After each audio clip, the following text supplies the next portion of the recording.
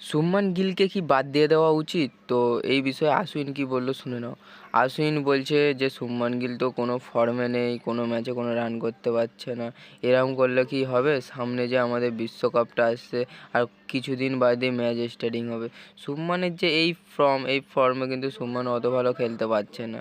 তাই আশ্বিন চিন্তায় পড়ে আছে যে আমাদের শুভমান গিল কি রান করতে পারবে নেক্সট ম্যাচে। কিন্তু ওখানে দেখুন আমাদের সঞ্জু স্যামসন, যিনি ভালো খেলেন এবং তিনি ডাগ আউটে বসে আছেন।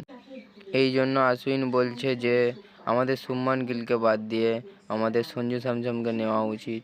তো সামনে দেখা যাক কী বলছেন, ওটাই আমি তোমাদের বলে দিচ্ছি।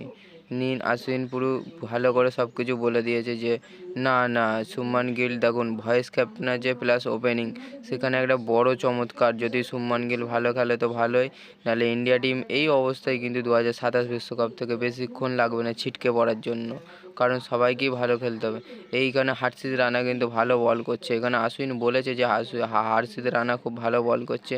তো শুভমান গিলের ফর্ম নেই, এইটার জন্য আমাদের আশ্বিন খুব চিন্তায় আছে, এটাই বলছি আমিও ভিডিওতে। তোমরা ভিডিওটা পুরো দেখার জন্য ধন্যবাদ।